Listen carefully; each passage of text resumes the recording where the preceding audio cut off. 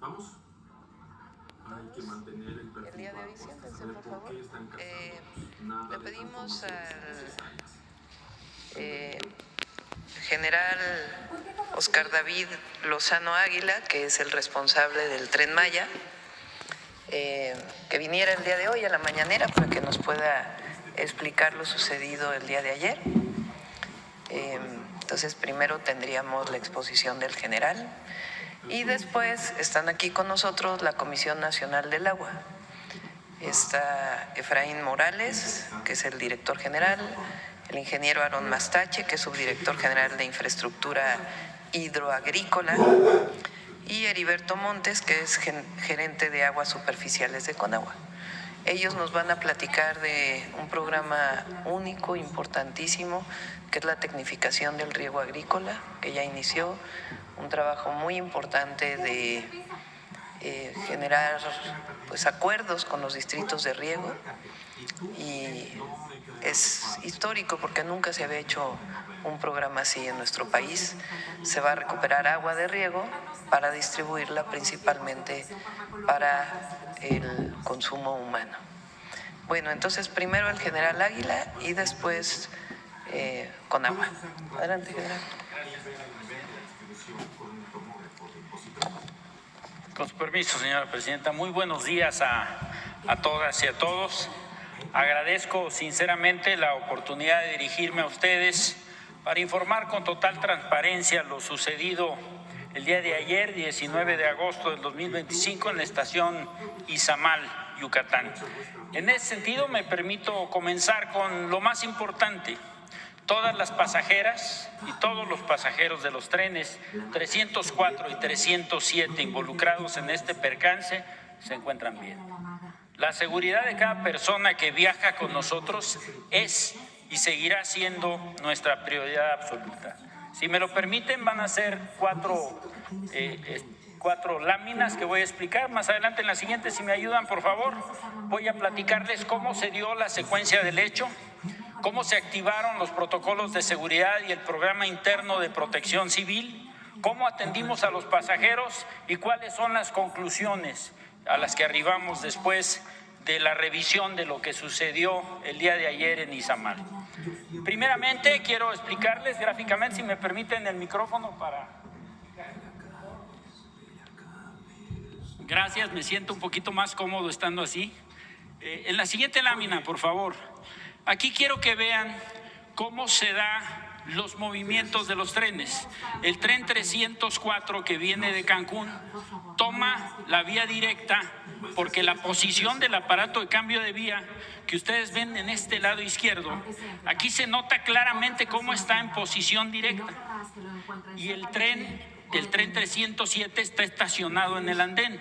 Antes de entrar a vía, los garroteros toman una fotografía y verifican visualmente que este aparato se encuentra en posición. Esto es muy importante, es un trabajo que hace el garrotero para garantizar que no haya posibilidad del accidente. Los aparatos de cambio de vía se mueven de manera automatizada. ¿Desde dónde? Desde el puesto de control zonal en Mérida. De tal suerte que cuando el centro de despacho de trenes le dice al maquinista, que es una mujer, le dice a Janet que avance, Janet visualmente verifica que esté en posición el aparato y entra con su tren. Este es lo que hace la entrada en la vía 4 y intempestivamente, cuando pasa el segundo buggy del coche número 3, el aparato cambia de posición completamente. No es que se haya separado un poco la aguja. ¿Qué es lo que sucedió? Es una anomalía que tenemos que analizar, porque eso no debería haber pasado en el diseño del sistema ferroviario. Entonces, si ustedes se fijan en la fotografía, la posición se pone completamente a la izquierda, ambas agujas, y entonces se pone en posición desviada. Y es lo que provoca que el coche número 3, el buggy número 2, es el que se sale de la vía. Por eso es un percance de vía, no es un descarrilamiento, porque solamente es un buggy del coche 3 el que se sale, y al salirse queda ligeramente recostado con el MC1 del tren 307 que estaba parado.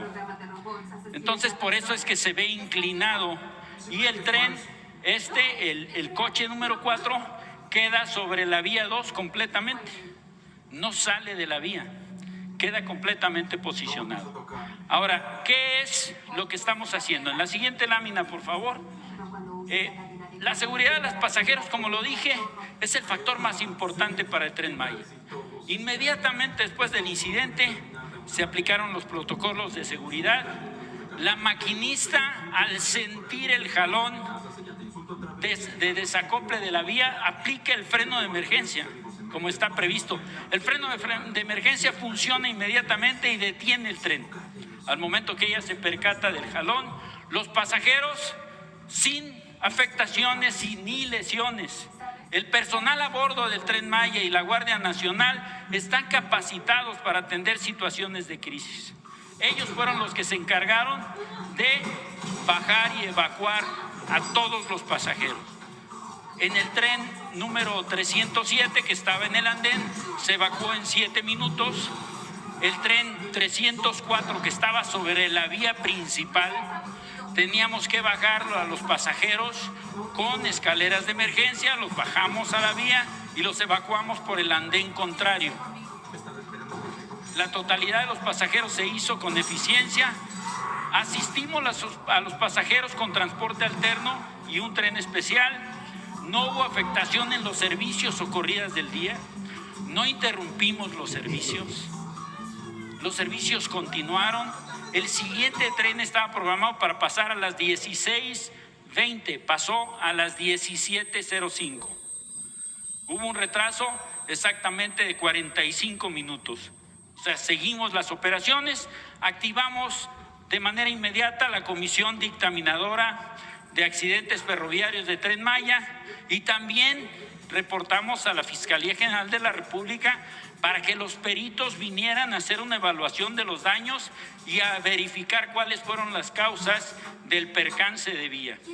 Una vez que se determinen las causas del hecho, se van a establecer acciones correctivas para garantizar la seguridad de las personas y también de las operaciones del tren.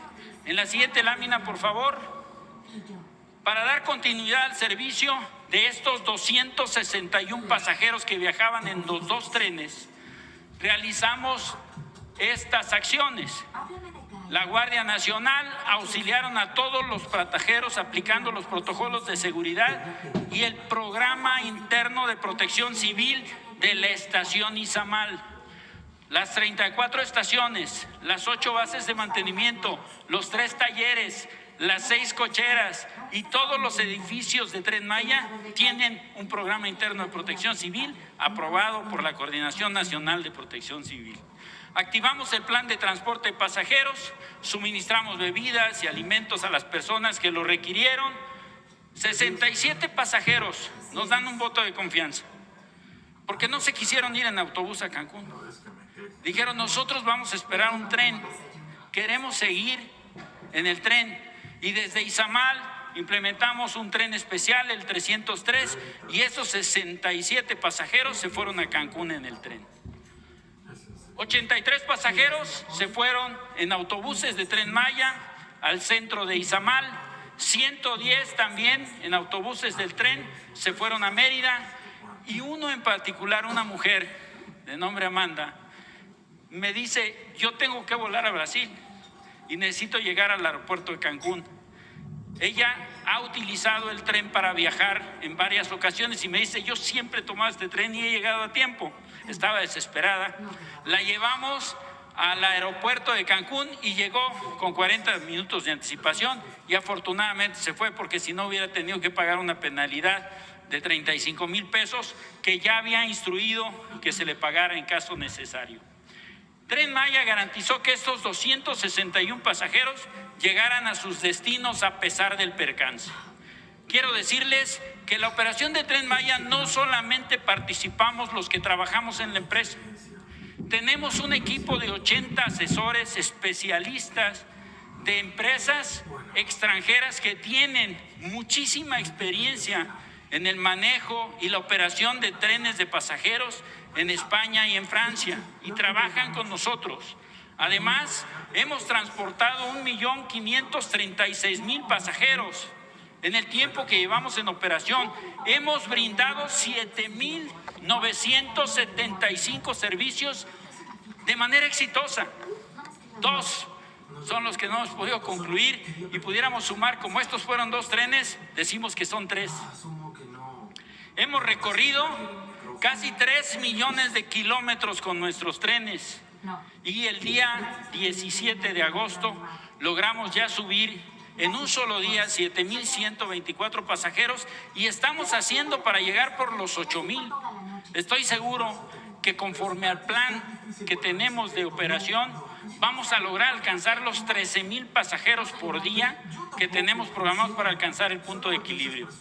En la siguiente lámina, por favor, como conclusión del percance. Primero, cumplimos con los protocolos de seguridad. La tripulación actuó correctamente. Nuestros pasajeros están bien. Personal de servicios a bordo y personal en tierra actuó correctamente.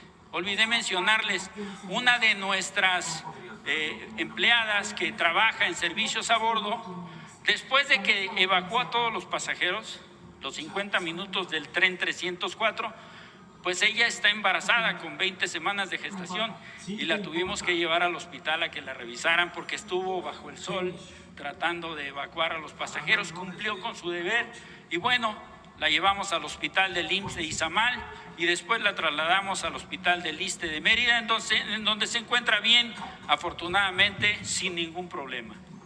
Se protegió a los pasajeros, los auxiliamos para llegar a su destino con un tren especial y los autobuses de la empresa. Todos los pasajeros se evacuaron con rapidez y seguridad. En ningún momento se puso en riesgo la seguridad de las personas.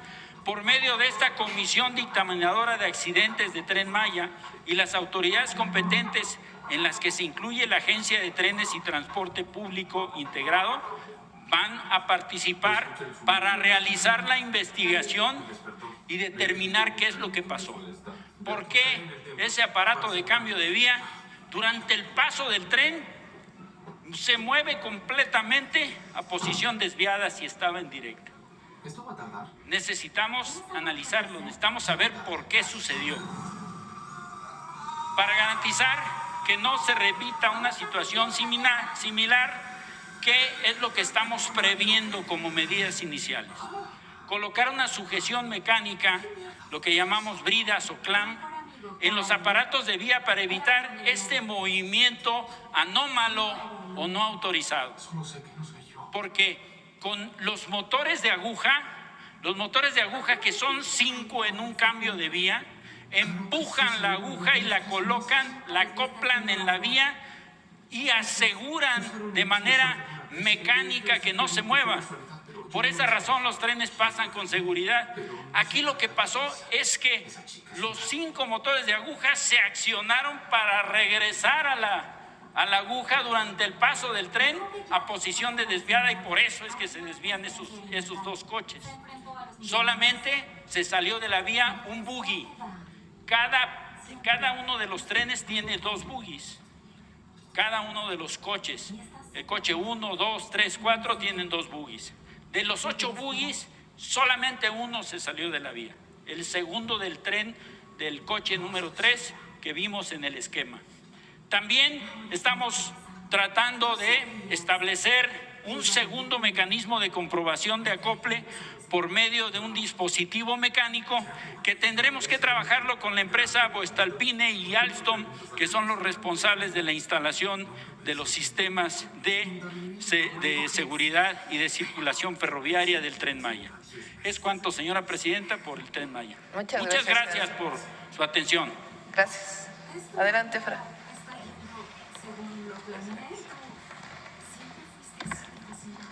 Adelante. Con su permiso, presidenta, muy buenos días a todas y a todos. El día de hoy vamos a presentar los avances del Programa Nacional de Tecnificación, al cual hemos llamado México se Tecnifica. Es un programa que se encuentra enmarcado entre las instrucciones que nos ha dado la presidenta para garantizar el derecho humano al agua en nuestro país. Si podemos pasar a la siguiente lámina, por favor.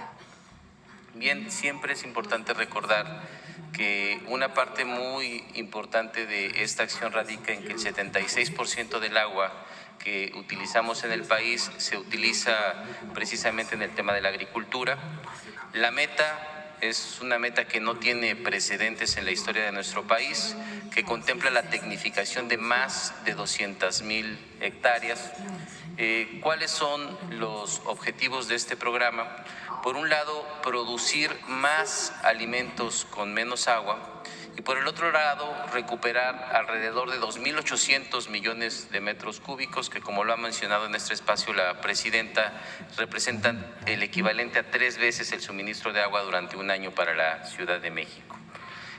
También quisiera aquí destacar que se trata de un programa que no solamente no tiene precedentes en el país, no tiene precedentes en el mundo. No hay ningún programa de tecnificación que esté vinculado a recuperar agua para destinar esta agua al consumo humano. De tal manera que se trata de una visión de avanzada, se trata de un programa en el que México es punta de lanza a nivel mundial.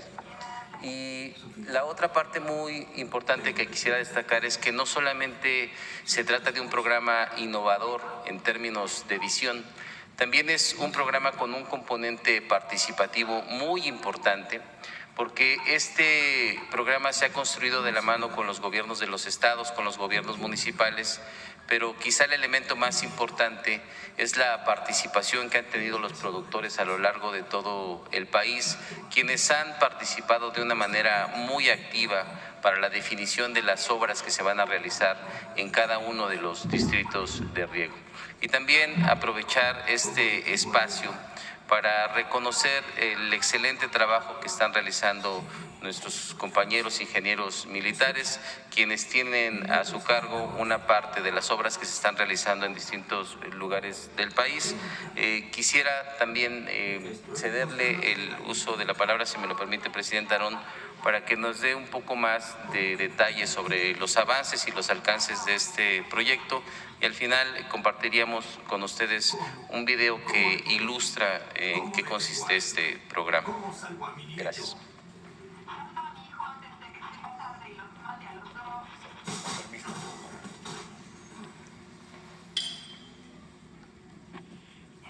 Muchas gracias.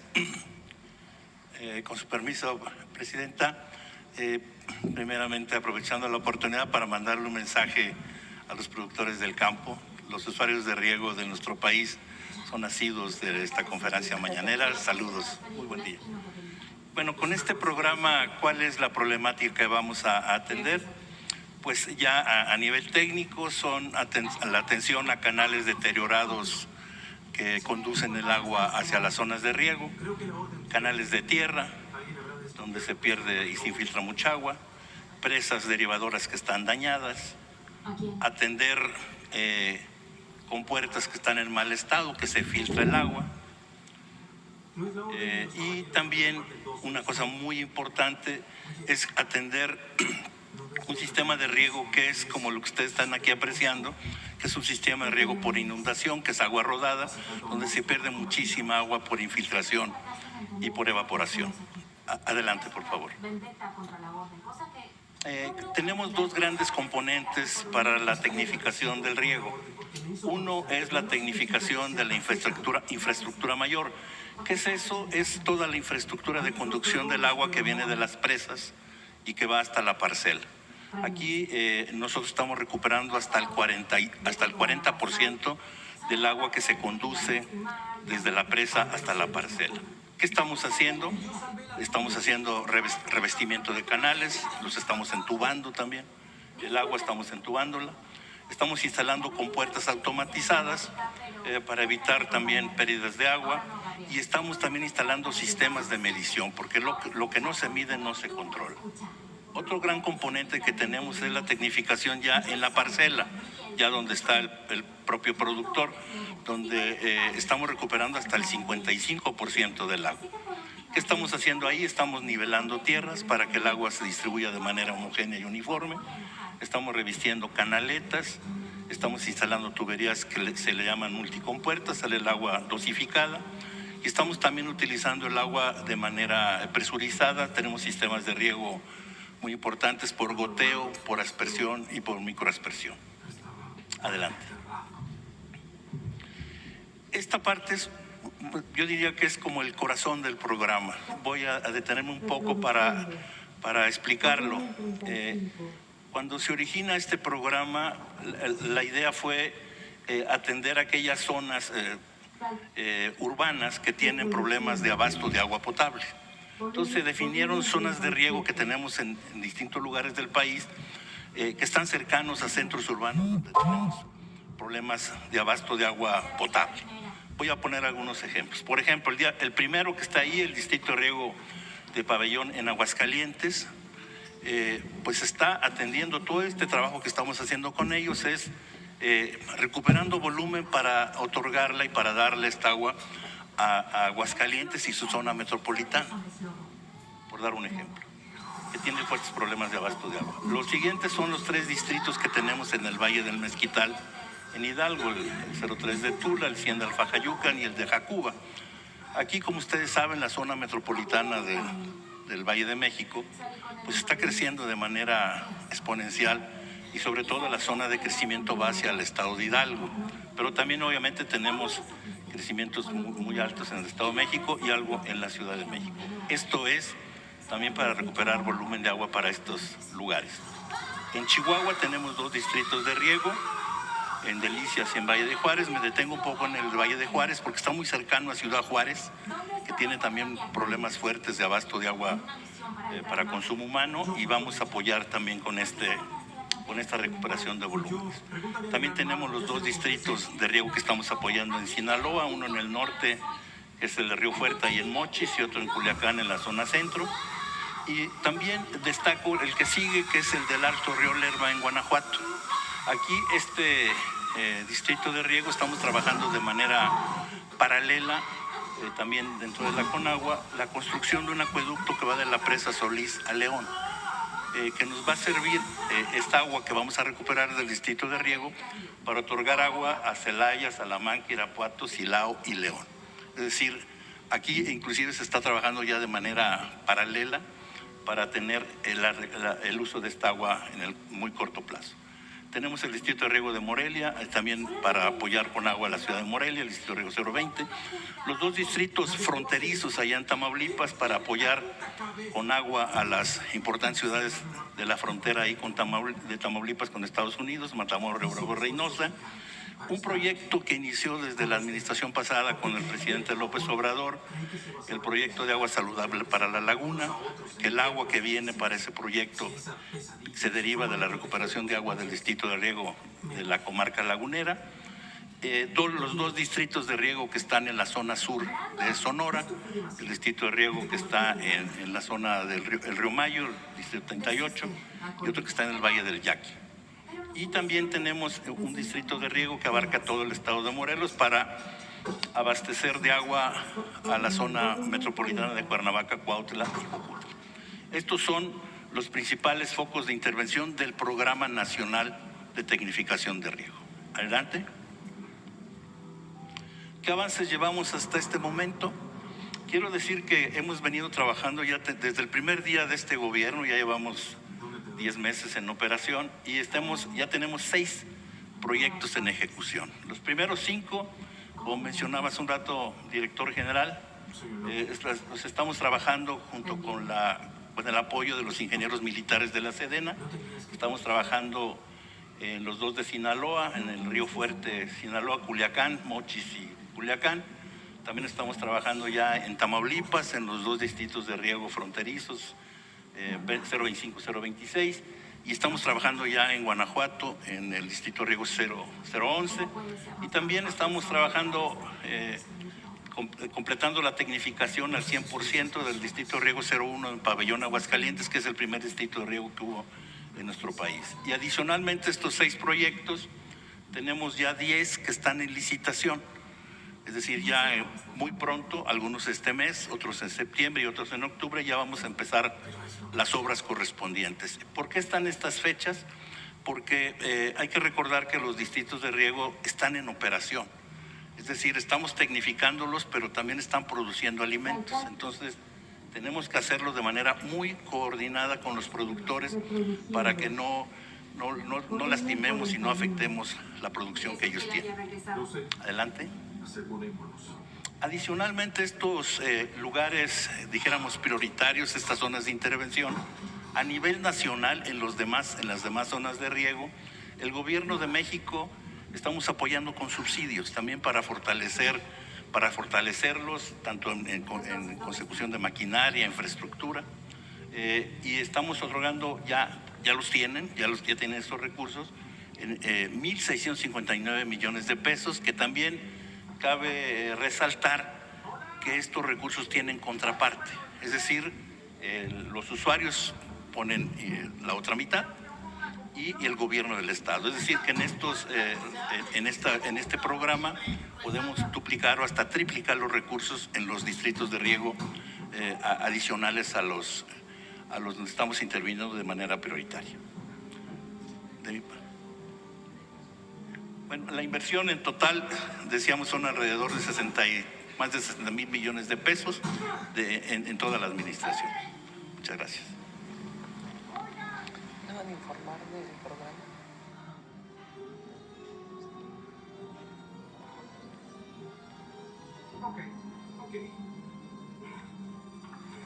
Bueno, preguntaba si ya era toda la presentación.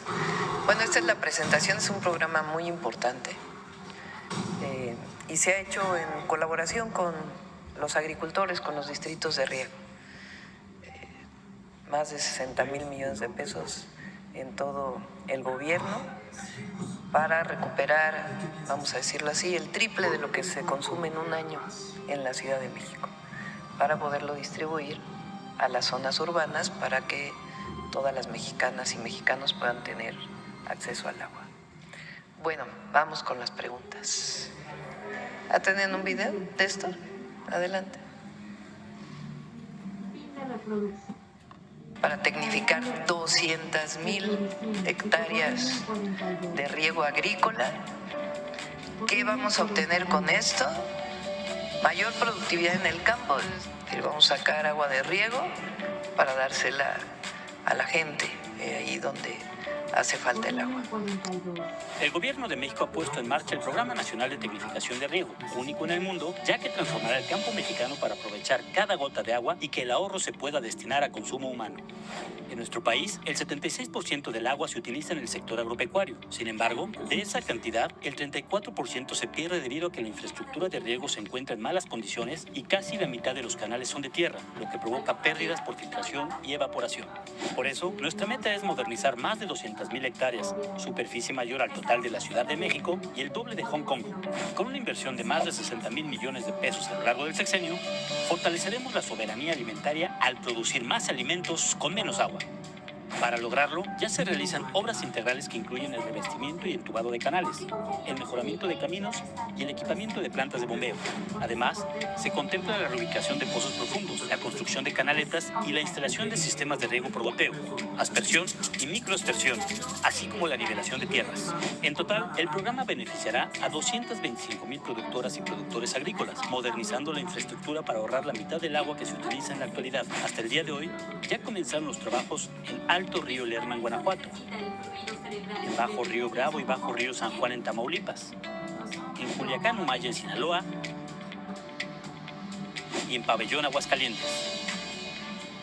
Con estas acciones se incrementará de manera significativa la producción de maíz, frijol, jitomate, chile, cebolla, papa, garbanzo, sorgo, trigo y otros cultivos fundamentales en la mesa de nuestros hogares.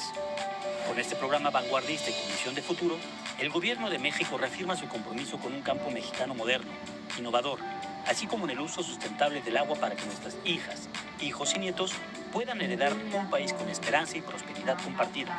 En la Cuarta Transformación, el derecho humano al agua es una realidad. Gobierno de México. Muy bien. Adelante, vamos con las preguntas. A ver, con agua.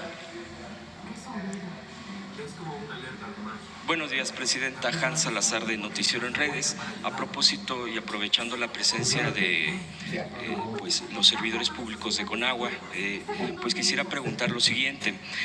Tenemos la información de que en las comunidades afrodescendientes afromexicanas de los municipios de Santiago Pinotepa Nacional y Santa María Guazolotitlán, hay un proyecto pendiente ahí desde el sexenio pasado, y eso quisiera saber sobre esta información.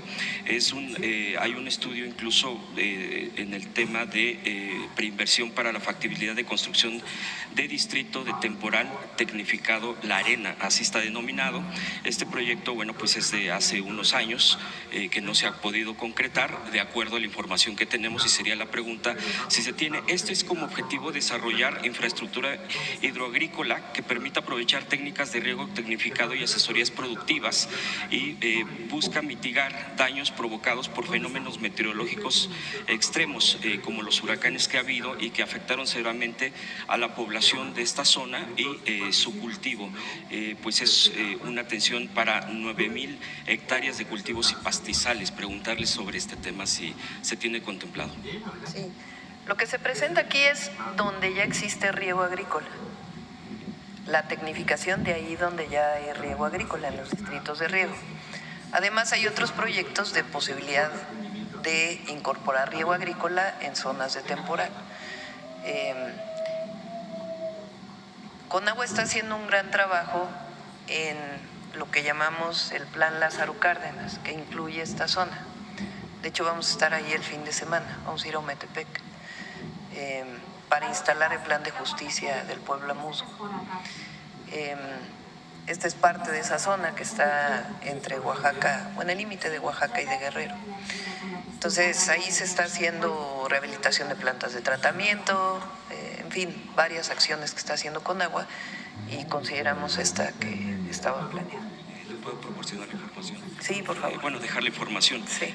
Y también de preguntar también tenemos la información de que en la comunidad de San Miguel Bocanegra, Zumpango, en el Estado de México, hay pobladores ahí, aproximadamente de 3,000 pobladores habitantes, enfrentan desde hace 3 años, ellos así lo externan, una crisis de desabasto de agua debido a que el único pozo en el que contaba ha quedado obsoleto e insuficiente para cubrir las necesidades de esta población, y ellos están pidiendo la autorización de la perforación de un nuevo pozo. Preguntarles sobre este tema, si es que tienen contemplado o qué pudieran responderle a esta población, por favor.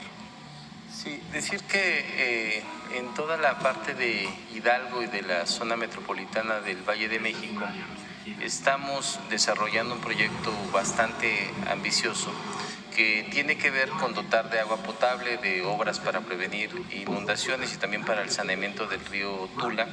Dentro de este plan que se está desarrollando tenemos una estrecha comunicación con los municipios y con el gobierno del estado, y se han estado priorizando todas las obras. De ese caso en particular te pasamos la información, ahorita si quieres al final nos dejas el dato. Gracias. Pero decir que estamos detectando precisamente todos estos pozos que se encuentran en una condición de deterioro para poder rehabilitarlos, y forma parte de este plan integral que además contempla una inversión bastante considerable.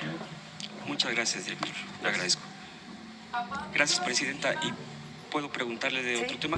Del tema del día de ayer, Presidenta, del nuevo mecanismo para la distribución y entrega de los medicamentos que se garantiza el abasto, pues ayer arrancó, como aquí se ha presentado en la mañanera del pueblo. Preguntarle cuál es el reporte del primer día de esta distribución que, pues ha causado bastante expectativa en la gente, e incluso he visto en las redes sociales de lo que hemos publicado, de lo que se inició ayer, que efectivamente incluso están constatando la llegada, porque la gente está muy a la expectativa de los que se encargan de esta distribución de las rutas, y que es algo no solo innovador, sino que se espera precisamente que se haga un avance. Sí, a ver si tienes un videito ahí, ¿no?, que nos mandaron los del IMSS Bienestar ayer. De los 8,061 centros de salud que hay en el país del IMSS Bienestar, ayer se entregaron medicamentos e insumos médicos en 3,043 centros de salud de las 23 entidades. En su primer día, este avance de entrega representa el 37,75% de unidades de primer nivel surtidas. En total se entregaron 3.801 kits de medicamentos e insumos médicos. Vamos a pasar, son videos que nos mandaron del proceso del día de ayer.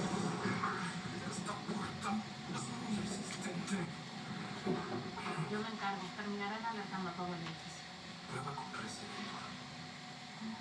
Quería tú sería mejor. O prueba con abracadabra. Rápido. En cada caja, el kit, pues en cada caja viene el número de medicamentos que determinó Secretaría de Salud que deben tener los centros de salud, de atención primaria a la salud. Dependiendo del tamaño del centro de salud, se deja 1, 2, 3, 4, 5 cajas, dependiendo de la atención que tiene. Los pequeñitos pues tienen 1 o 2 cajas y los más grandes, como los ESA se llaman, que son los de atención, incluso que tienen para partos y otras atenciones médicas, pues llevan mucho más kits. Entonces este es el sistema de distribución y ayer llegaron incluso a lugares apartados como San Andrés, La Lagunita en Hidalgo, San Martín, Quintana Roo, Tablón en Sinaloa y otros lugares. Papá, tranquilo, hijo. Escucha. Listo. Y ya para el cuidado de precisamente que se esté entregando y que no haya lo que antes había, que eso era se llegaban a veces los medicamentos, pero empezaba la corrupción. Había comités y todo este tipo de vigilancia, ¿verdad? Sí, IMSS Bienestar tiene hoy un equipo territorial, vamos a llamarle, que se consolidó ahora que entramos al gobierno. Entonces, IMSS Bienestar tiene un director por estado. Está Alejandro Schwartz, que es el director general, y está el doctor Ábalos, que es su director médico, y está Cris García, que es su director administrativo. Cada estado, de los 22 que ahora son, o 21 estados y la Ciudad de México, que son parte del IMSS Bienestar, tienen un director estatal. Y de ahí, dependiendo del tamaño del estado, tienen directores regionales. Cada director regional se encarga de tantos centros de salud y tantos hospitales. Ellos se coordinan con los directores de los centros de salud y de los hospitales y con ellos hay un sistema que está enviando de manera permanente si tienen medicamentos o no. ¿En qué avanzamos ahora o cuál es la gran diferencia? Antes solamente el director médico de un centro de salud decía, me faltan estos 10 medicamentos. Y entonces desde el almacén se hacía una distribución solo de los 10 medicamentos que faltaban. Eso había generado problemas burocráticos, también por un sistema burocrático que existe ahí que estamos cambiando. Entonces lo que decidimos es que cada mes envíen todos los medicamentos que necesitan. A lo mejor van a tener medicamentos de más, pero es mejor eso a que no haya el medicamento que a lo mejor se acabó al día siguiente de que lo pidieron. Entonces, cada mes reciben todo el paquete de medicamentos que necesita, que determinó la Secretaría de Salud, que deben tener todos los centros de atención primaria. Y eso pues va a cambiar la dinámica, en lo que se genera un sistema pues mucho más automatizado de distribución logística, que se llama, que pueda tener pues mucho más exactitud. Entonces, esta determinación y las rutas de la salud que llevan cada mes todo el material de curación y los medicamentos que se necesitan, pues va a garantizar la estabilidad en el suministro. Gracias, Presidenta. También preguntarle esto que usted respondió ayer muy puntualmente sobre lo que se generó por parte de la DEA y que usted ya ha dado una respuesta contundente. Solo recordar, y ya revisando la propia publicaciones periodísticas en los tiempos, por ejemplo, de Calderón, hubo una cooperación pues muy directa con la CIA. En ese entonces hay documentos que en ese entonces no se revelaron, incluso se habían clasificado y ya después salieron a la luz, citando por ejemplo un periodista, a Jesús Esquivel, publicó en ese entonces, en la época de Calderón, pues cómo escondían este tipo de relaciones con este tipo de pues, de agencias. De agencias, efectivamente. Gracias, Presidenta. Y otro que también se llegó a publicar es que incluso sobre la avenida Reforma de la capital del país, había en uno de los edificios, en uno de los varios pisos de ese edificio, Reforma, donde operaba directamente la propia DEA. Y bueno, pues la oposición obviamente, pues en este contexto, pues ha dicho que no pueden creer que esto que se pueda dar, porque pues estaba acostumbrado en este país o a que se escondía información o que se daba otra, y dicen, bueno, pues esto no puede ser posible.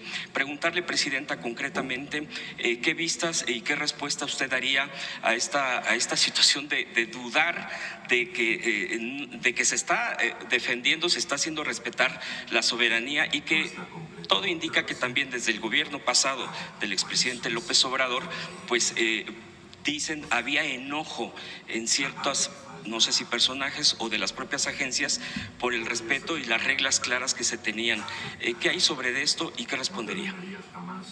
Recuerden incluso un episodio de un miembro de la delincuencia organizada que fue detenido en Cuernavaca, Morelos. No fue detenido, fue ultimado. Sí. Beltrán.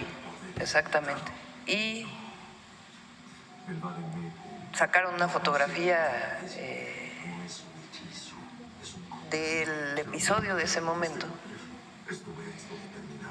En ese entonces, era Calderón presidente, espurio, no me lo puedo aguantar, porque así fue. Sí. Informa en ese momento lo que era la Secretaría de Seguridad Pública a cargo de García Luna, de ese operativo, y unas horas después la DEA dice fue un operativo donde participó directamente la DEA. Este era un esquema en donde se permitía que las agencias de Estados Unidos participaran de manera directa en los operativos. Nosotros no permitimos eso desde el periodo del presidente López Obrador. Se puso un límite. Las operaciones que tienen que ver con la seguridad del país son un asunto de las fuerzas federales o estatales o municipales, pero son un asunto de México, de nuestras instituciones. Se puede colaborar en el sentido de que den información. Ellos tienen agentes en México que tienen que cumplir claramente con la Ley de Seguridad Nacional, y ahora con la adición que hicimos al artículo 40 de la Constitución, pero no pueden estar operando en el territorio. Con la DEA en particular, pues hubo un distanciamiento en el periodo del presidente López Obrador. Se derivó, entre otros temas, con la detención del general Cienfuegos, en donde quedó muy claro que se había detenido sin pruebas. Tan fue así que regresaron al general Cienfuegos, y aquí en la mañanera el presidente López Obrador presentó lo que supuestamente eran las pruebas de aquella detención. Fue varias mañaneras, que ustedes las pueden revisar porque están disponibles en las redes sociales, de cómo fue cuando se detuvo y después cómo se fue obteniendo la información, se fue teniendo información hasta que finalmente se supo que no había pruebas. ¿Quién hizo esa detención? La DEA. A partir de ahí, el presidente López Obrador pone más límites a las agencias en México.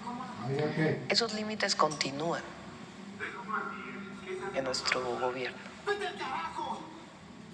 Y ahora estamos, y ya lo he hecho público, haciendo un acuerdo de seguridad con el Departamento de Estado del gobierno de los Estados Unidos, y coordina la Secretaría de Relaciones Exteriores. Ha habido intercambio, pues, de que se pone que no, que sí, que no. ¿De dónde se deriva? De una reunión que hubo en Washington a la que fueron el secretario de Relaciones Exteriores, el secretario de Seguridad, el almirante secretario, el secretario de la Defensa, el fiscal general de la República, y del otro lado hubo su contraparte en esa reunión en Washington que fue en febrero, si mal no me acuerdo. Y de allí pues viene este acuerdo. ¿Qué interés tenga la DEA en publicar lo que publicó hace 2 días? No lo sé. Probablemente querer decir que cambiaron las cosas. Entonces, lo que tiene que quedar muy claro al pueblo de México es que la presidenta nunca va a poner en riesgo la soberanía, jamás. Y que colaboramos, nos coordinamos, pero nunca va a haber subordinación. Y que en particular, la relación con Estados Unidos está coordinada en el caso de seguridad a través de este acuerdo que se está tomando. Y de una coordinación permanente que existe entre el Comando Norte y el Ejército Mexicano, o la Secretaría de la Defensa Nacional y la Marina, las instituciones de seguridad del gobierno de Estados Unidos y la Secretaría de Seguridad, y hay coordinación e información permanente en un esquema de coordinación de respeto a las soberanías. Entonces, por eso, cuando sale el comunicado de la DEA, no tiene nada que ver con la realidad. Lo que hay es el acuerdo de seguridad que está ya por culminarse con el Departamento de Estado de los Estados Unidos. ¿Perdón? Pues no sé cuál sea su intención, la verdad, decir que hay un operativo especial en la frontera, cuando no lo hay. Entonces, pues en todo caso ellos tendrían que decir por qué, cuál es su intención, cuál es nuestra obligación ante el pueblo de México, decir siempre la verdad e informar, como lo hacemos todos los días, en la mañanera. Y además, pues garantizar que la relación con cualquier gobierno extranjero, no solo los Estados Unidos, pues tiene que ser en el marco de nuestra Constitución y de defensa de nuestra soberanía y de los intereses superiores del pueblo de México. Por último, Presidenta, preguntarle ya hacia el primer informe de usted, que ya lo ha anunciado, que pues estamos en puerta ya de ello. Quedan de este año pues 4 meses prácticamente, un poco más. ¿Usted tiene contemplado, a propósito de esto y las relaciones con Estados Unidos y con el mundo mismo, de salir, tiene invitaciones de organismos internacionales, de países, o de encuentros internacionales? Si tiene contemplado, avisora, usted ha tenido también esa actividad, acabamos de verla en Guatemala, y pues también preguntarle a propósito de este próximo 1 de septiembre.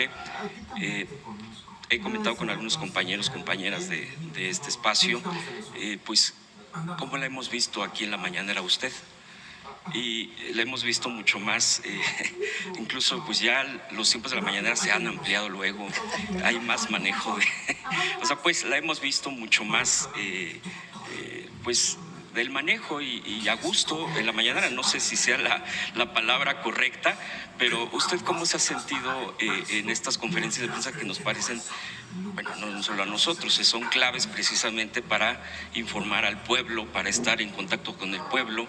Y bueno, pues con nosotros que estamos aquí presentes, ¿cómo se ha sentido? Quisiera yo preguntarle, ¿qué nos podría platicar también de sus experiencias? ¿Ha habido alguna mañanera que se le ha hecho la más difícil, quizá la primera o la más, no digo difícil en cuestión de los temas o de la complejidad, o alguna que le haya gustado más, Presidenta? Y esas serían mis preguntas. Gracias. Sí. En la medida en que vamos avanzando en el proyecto de nación que tenemos, en los 100 compromisos que hicimos con el pueblo de México, es más, podemos informar más cosas, como el día de hoy. O sea, nuestro interés en la mañanera evidentemente es el debate que se hace con ustedes, y evidentemente con lo que se publica todos los días en las redes o en los medios. Pero el interés nuestro pues es que quienes nos escuchan a distancia que saben que se enteran de manera directa sin ningún intermediario, pues que conozcan lo que estamos haciendo y cómo vamos avanzando.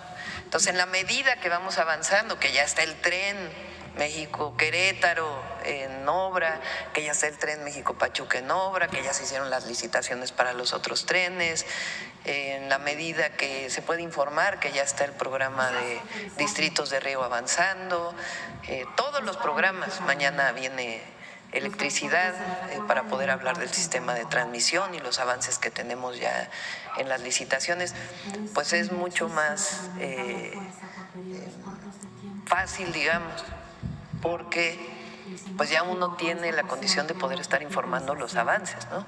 Quizá los primeros 2 o 3 meses, cuando apenas iniciamos el apoyo a mujeres de 63 y 64 años, porque iniciamos hasta enero la beca de jóvenes de secundaria, pues había menos temas que estar informando. Entonces eso pues nos da mucha certeza y se cumple el objetivo principal, que es informar a la ciudadanía, informar al pueblo de México. Por eso es la mañanera del pueblo. Y por otro lado, pues la verdad es que en el debate público es increíble. Hoy veía otra vez, leía a los comentócratas, a los medios. Por cierto, el Universal, aprovecho. ¿No? ¿Quién fue el que sacó del huachicol? ¿Fue Reforma? Sí, de que dicen que el huachicol y que... Bueno, hoy nos enseñó la Guardia Nacional un video de qué son esos bidones. A ver. Aún no puede. Tú y yo sabemos que tenemos que hablar de eso.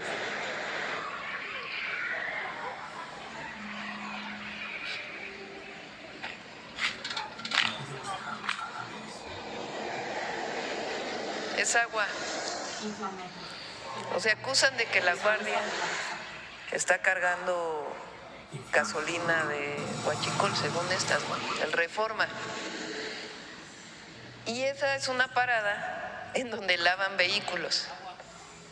No la Guardia, sino personas que tienen ahí su pequeño negocio para lavar vehículos.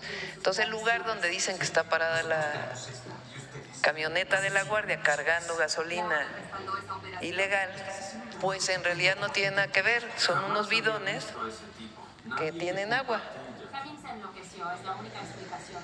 y que es para lavar. Por ahí hay una foto, ¿no? Se lava agua. Entonces, ¿qué sirve la mañanera? Pues para esto. Porque la verdad es que, digo, se puede tener una opinión distinta a la del gobierno. Somos un país libre. Que los comentócratas opinen en contra de nosotros, no pasa nada. El problema es cuando dicen mentiras. ¿No? Cuando dicen mentiras de que Beatriz se fue a vivir a España, o cuando dicen que se carga huachicol en la carretera y es agua para lavar el vehículo, o cuando sacan que los gasolineros están en 8 columnas, ¿no?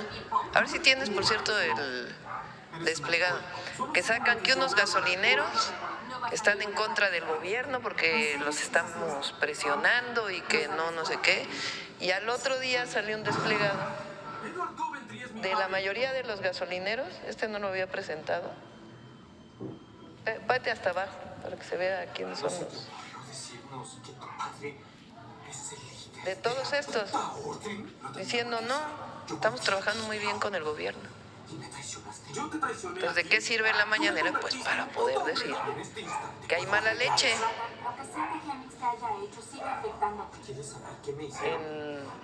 que no es información,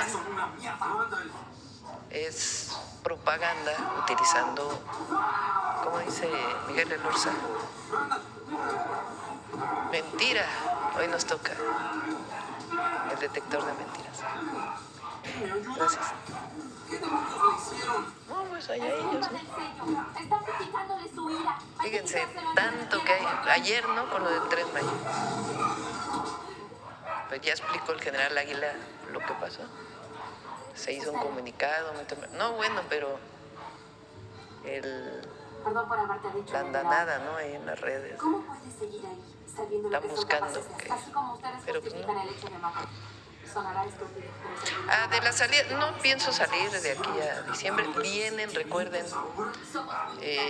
viene a finales de este mes, la próxima semana, secretarios de Estado de Brasil, viene el primer ministro de Canadá, va a venir el presidente de Francia, de aquí a diciembre, entre otros, ¿no? Ay, no. Es probable, se está viendo para poder cerrar el acuerdo de seguridad. Sí. No lo tengo contemplado. Por ahora. De nada. Gracias. Estoy aquí. Gracias, Presidenta. Buenos días a todos y todas. Presidenta, preguntarle, en esta tecnificación